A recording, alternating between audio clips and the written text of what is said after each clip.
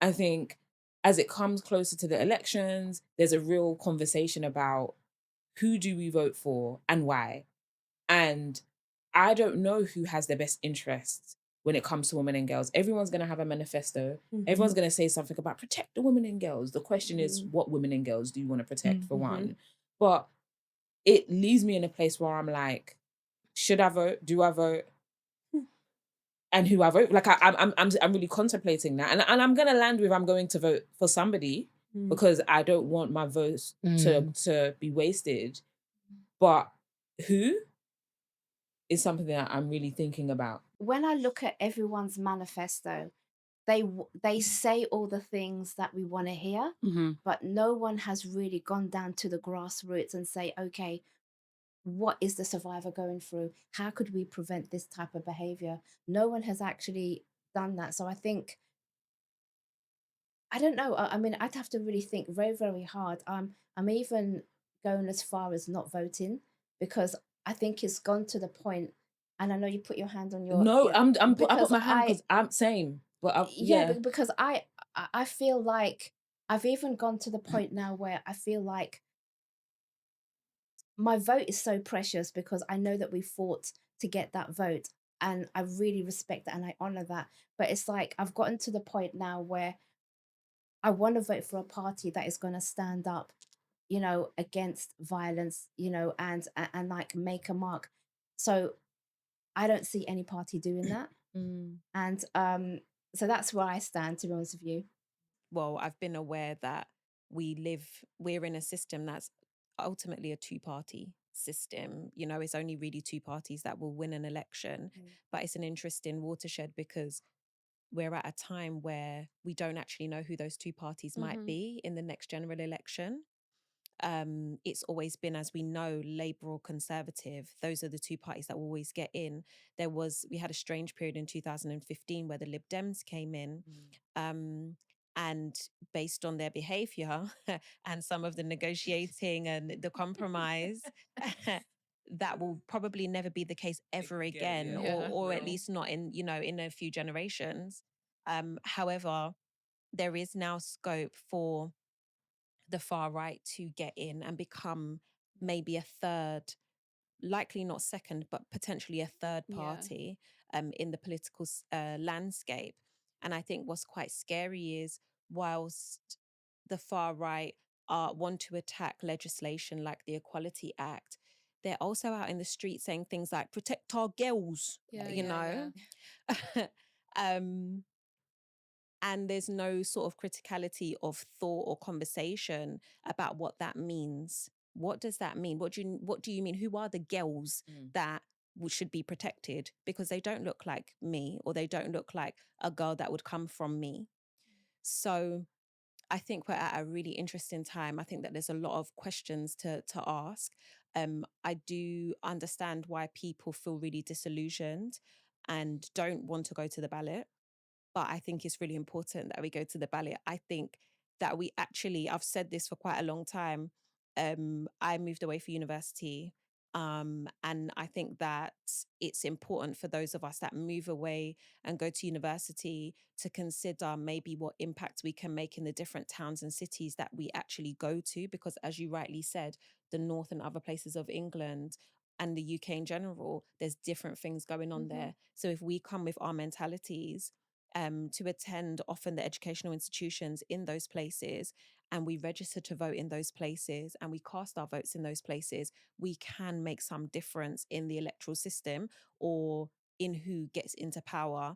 But all of us being sort of in places like London and Bristol, we're concentrating a lot of the change in those places, but there's a national picture that needs to be considered. So I think that this is such a long conversation. um yeah, way beyond sort of the scope of like the time that we have here, yeah, but there's so much to be said for sure in terms of the political situation. yeah.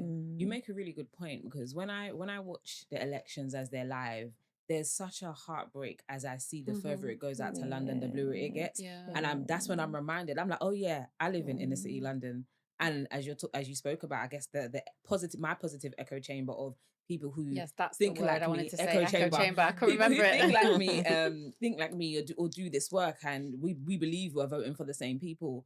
But there's a reality that just outside London, sometimes you see that it changes very quickly. You see flags up, and it is very heartbreaking. But I think what you said, Jade, is a very practical and a real, like, tangible thing that we can do to actually begin to shift that. I actually don't know who I'm going to vote for this time round. I was really lucky that Jeremy Corbyn was an independent in my area, so I was able to vote for him, which was a very easy vote. But I recently have moved, so now I'm like, gosh.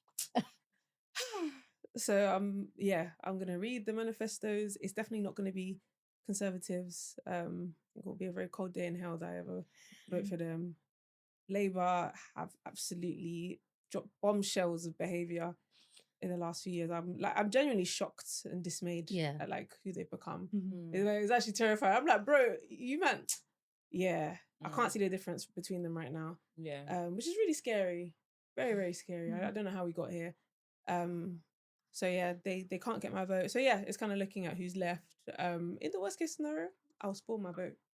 It's still there. It's still being counted, but it's I guess me saying that none of you are good enough.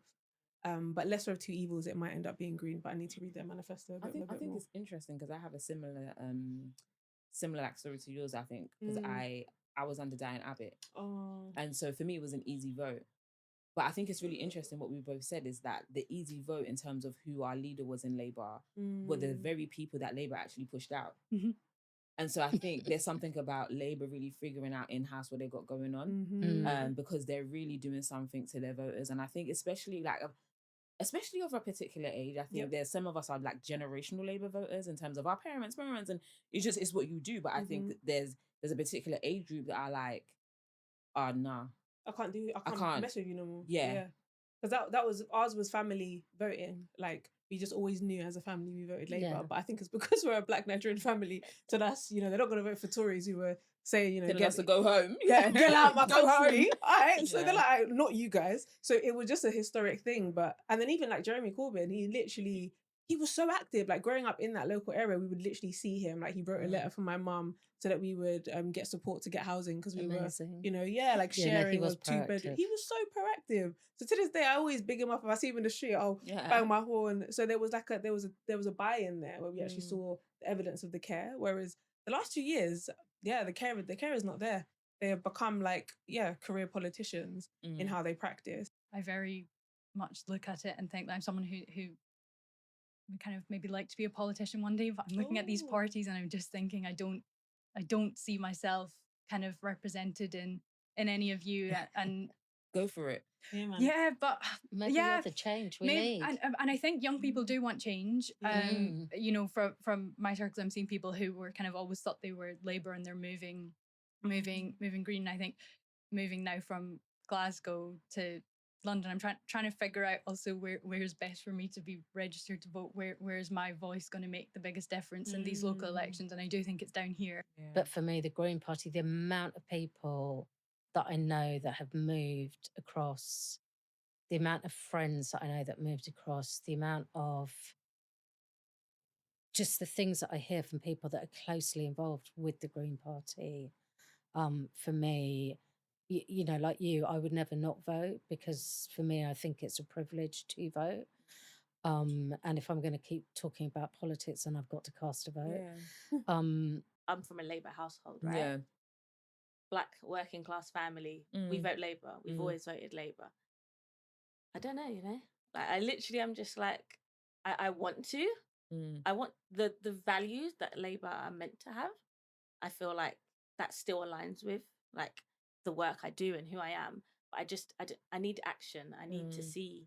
And I'm not like what you were saying, you're kind of waiting, thinking, okay, Labour, and now this should be beneficial to people like me, people that I work with. I'm not seeing it. So it's just kind of, but then who else? Right? Yeah. If not Labour, then who? And I know who I want it not to be. Yes. So I can tell you who I definitely won't be voting for. Yeah. But then it's still that kind of, I don't know. And like my dad, he came here, in the 60s? And my dad's always voted Labour. And my dad said to me last week, I'm not voting.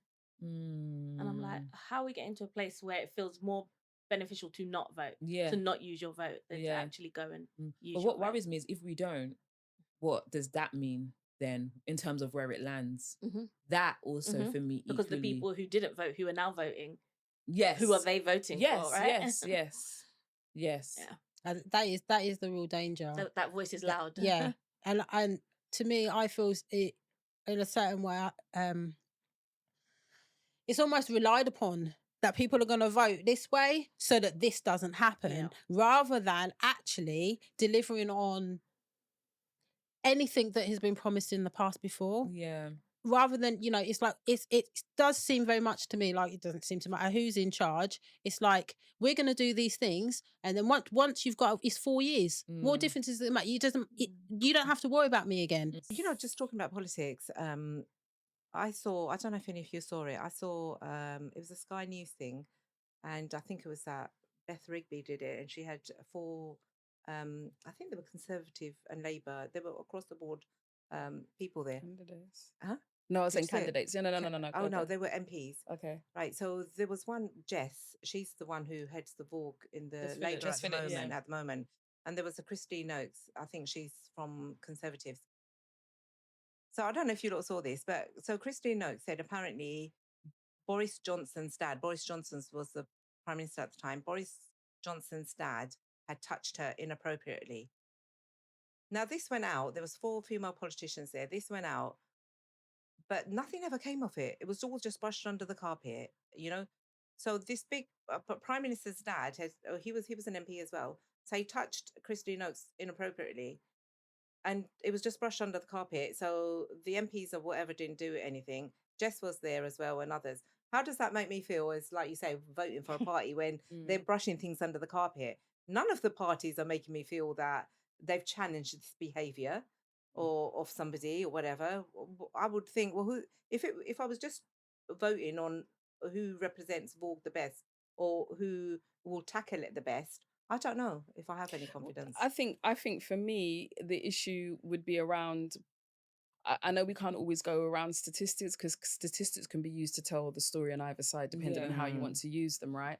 But if we're looking around I think it's 2023 was the Home Office Fund, right? So let's say within that period, they had a million violence against women and girls crimes were reported and recorded. And they gave 8.4 to the budget from the Home Office Fund and all of those things. That within itself goes to show they're not taking the situation seriously anyway, because that's not enough money to do anything. That's like probably £1 per person. Listen, to be able, that's like £1 per person to address an issue that we know is a global issue, right? And then when you look at the structures of the fact that even when we're talking about violence against women and girls in terms of what is needed, in terms of funding and budgeting across the board, get like 3%? What's the number? It's like a really minuscule amount of money.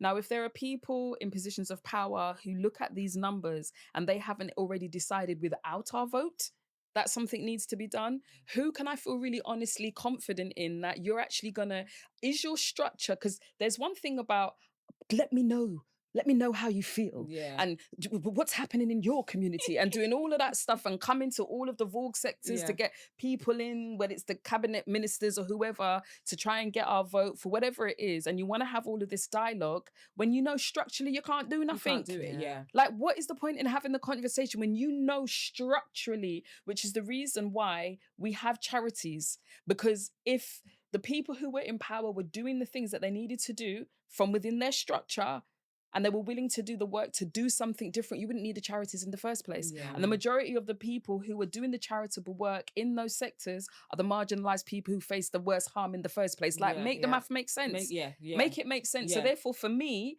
I'm not going to say whether I am or I'm not going to vote. That's something that's quite personal to me. But when I sit down and I look at all of the data that's around me, I say often, I've now come to a point where when I'm looking about violence against women and girls and I'm looking about it in the sector, I look at not the individual thing that's happening, structurally what's happened. Because if you go back to the structure and break it down, you get the answers before anything. You get the answers. Yeah.